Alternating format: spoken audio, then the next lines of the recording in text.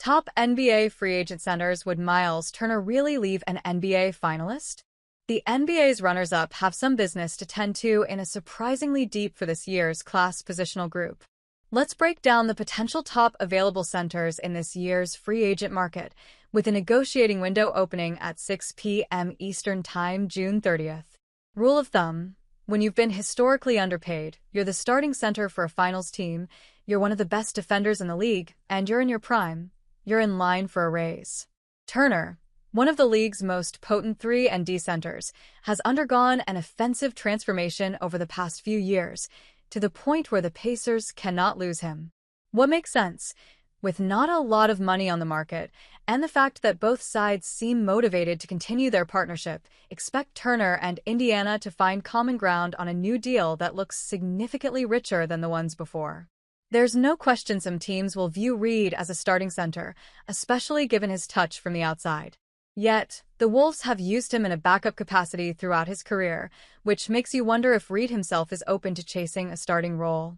Reid is ingrained in the local community and seems to genuinely treasure being a Timberwolf. Of course, that doesn't mean he'll just sign whatever is in front of him, but it does seem likely he could be willing to sacrifice something to stick around. What makes sense? The best path forward could be to wait until next summer by picking up his option and hope more teams have money to spend. That also gives him another year of data to determine whether he indeed wants to be a career backup. Lopez might be 37. He might be slow. He might be declining. But the man is still a physical behemoth who will clog the paint, block shots, and drain a ton of three-pointers. Those are valuable marks in today's NBA, even if Lopez doesn't necessarily fit into the switch everything ideology. As such, there should be a market for a team, especially among good teams looking for someone reliable who has championship experience.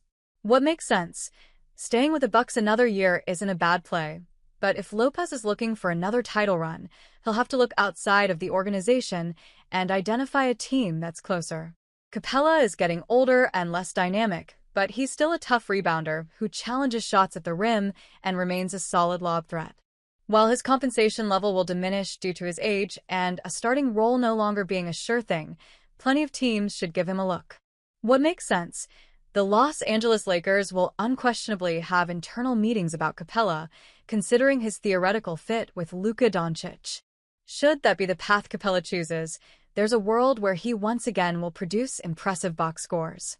Wagner tore his ACL in December, so we should see teams offer him deals that greatly benefit them in terms of flexibility.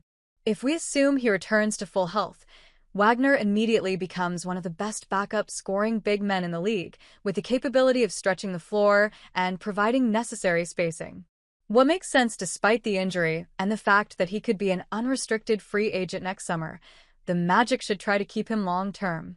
Perhaps Wagner is inclined to agree to a longer deal worth less money than he's earning now in the hope that he can bounce back after his injury.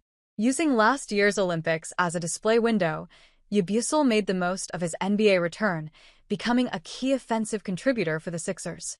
The 29-year-old, affectionately known as the Dancing Bear, is at a stage in his career when optimizing his own salary and role should be his top priority. What makes sense? Yabusele should hear out the Sixers but absolutely seek the biggest payday possible, regardless of team, since he's closing in on 30. For a guy like him, who can occasionally play recklessly, securing his own future is the goal. Williams, who was drafted in the second round in 2022, is in an interesting situation. If the Thunder pick up his option, he'll enter 2026 as an unrestricted free agent. If they don't, he'll become a restricted free agent this summer. Williams is a solid talent, even if he isn't playing a ton of minutes. The 6'9" big man has multiple double-doubles to his name, which underlines the vastness of his skill set. Plenty of teams should have an eye on him. One of the greatest rebounders of his generation can dictate his own future, but the market for him hasn't been strong these past few years. If he sticks in Philadelphia, it's likely he'll get a ton of minutes should Joel Embiid not be available.